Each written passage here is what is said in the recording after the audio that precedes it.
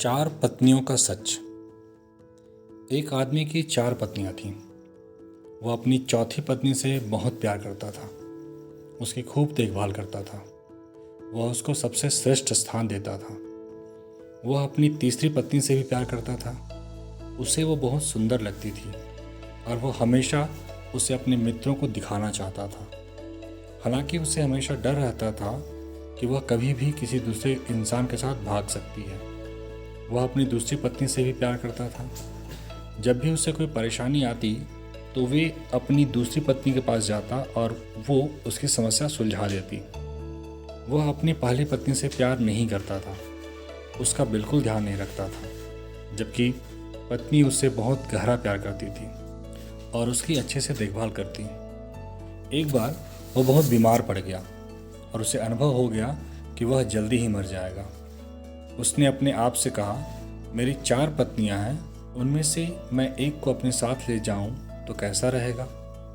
जब मैं मरूं तो वह मरने के बाद ही मेरा साथ दे। इतना सोचकर उसने चौथी पत्नी से अपने साथ आने को कहा तो वह बोली, नहीं, ऐसा तो हो ही नहीं सकता, और चली गई। उसने अपनी तीसरी पत्नी से पूछा तो वह बोली, जिंदगी बहुत अच्छी है यहाँ, जब तुम मरोगे तो मैं दूसरी शादी कर लूँगी। उसने दूसरी पत्नी से कहा तो वो बोली, माफ़ कर दो, इस बार मैं तुम्हारी कोई मदद नहीं कर सकती। अधिक से अधिक मैं तुम्हारे अंतिम संस्कार तक तुम्हारे साथ रह सकती हूँ।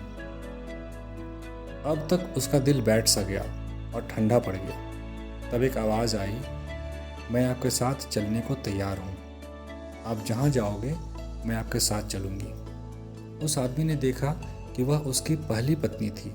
वह बहुत बीमार सी हो गई थी। वह आदमी पश्चाताप के आंसू बहाते हुए बोला, मुझे तुम्हारी अच्छी देखभाल करनी चाहिए थी और मैं कर भी सकता था, लेकिन मैंने ऐसा नहीं किया। अब आगे ध्यान से सुनिए। दरअसल हम सब की चार पत्नियां होती हैं जीवन में। चौथी पत्नी हमारा शरीर है। हम चाहे जितना सजा लें, संवार लें, और जब हम मरेंगे तो यह हमारा साथ छोड़ देगा। तीसरी पत्नी है हमारी जमा पूंजी, धन, रुतबा। जब हम मरेंगे तो ये दूसरों के पास चले जाएंगे।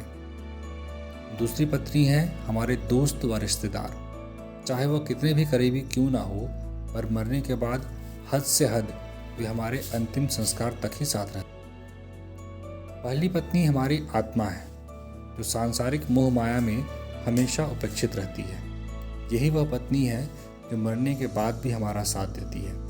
अगर कुछ देना है तो इसे दो, देखभाल करनी है तो इसकी करो, प्यार करना है तो इससे करो। मिली थी जिंदगी किसी के काम आने के लिए, पर वक्त बीत रहा है कागज के टुकड़े कमाने के लिए। क्या करोगे इतना पैसा कमाकर? न कफन में जेब है, न कब्र में अलमारी, और ये मौत के फरिश्ते तो रिश्वत भी नहीं लेते। क्या आप सहमत हैं? मेरा अनुरोध रहेगा कि इस कहानी को एक बार दोबारा पढ़ें। आपको तीन पत्नियों की समझ और अच्छे से होगी। धन्यवाद।